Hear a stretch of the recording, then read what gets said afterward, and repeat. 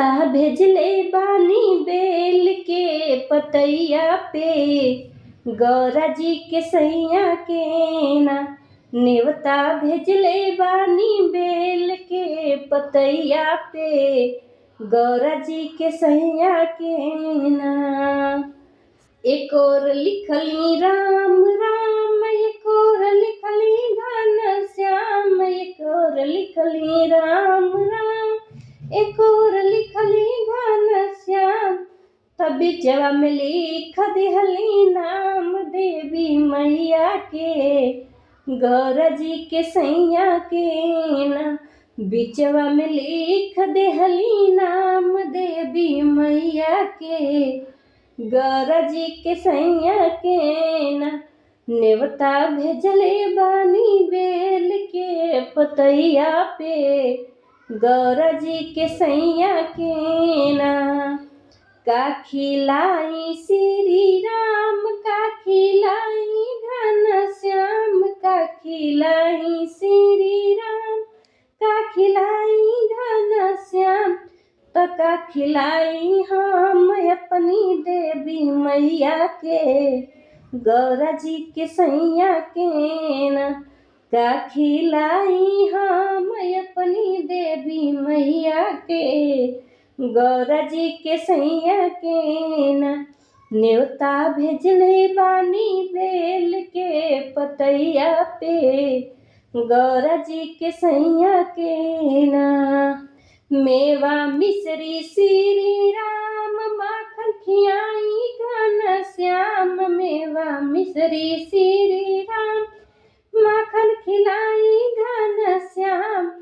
तो हलवा पूड़ी खिलाई अपनी देवी मैया के, भंगिया गौरा के सैया के ना।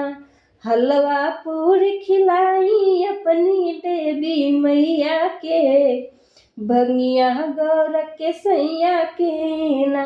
नेवता भेजले बानी बेल के पतैया पे, गौरा जी के सैया के ना। कहवा झुलाई श्री राम, कहवा झुलाई घन श्याम, कहवा झुलाई श्री राम, कहवा झुलाई घन श्याम। त कहवा झुलाई हम अपनी देवी मैया के, गौरा जी के सैया के ना। कहवा झुलाई हम अपनी देवी मैया के, गौरा जी के सैया के ना। नेवता भेजले बानी बेल के पतैया पे, गौरा जी के सैया के ना। अमवा के डढ़िया श्री राम, कदम के डढ़िया घन श्याम। अमवा के डढ़िया श्री राम, कदम के डढ़िया घन श्याम। निमिया डढ़िया झुलाई अपनी देवी मैया के, बेल पे गौरा जी के सैया के ना। निमिया डढ़िया झुलाई अपनी देवी मैया के, बेल पे गौरा जी के सैया के ना। नेवता भेजले बानी बेल के पतैया पे, गौरा जी के सैया के ना। कवन फल दी है श्री राम, कवन फल दी है घन श्याम। कवन फल दी है श्री राम, कवन फल दी है घन श्याम। त कवन फल पाइब अपनी देवी मैया से, गौरा जी के सैया से ना। कवन फल पाइब अपनी देवी मैया से, गौरा जी के सैया से ना। नेवता भेजले बानी बेल के पतैया पे, गौरा जी के सैया के ना।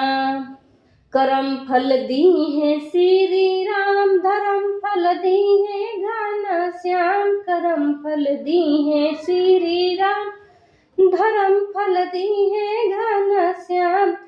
तसिनुरा फल पाइब अपनी देवी मैया से, ललना गौरा के सैया से ना।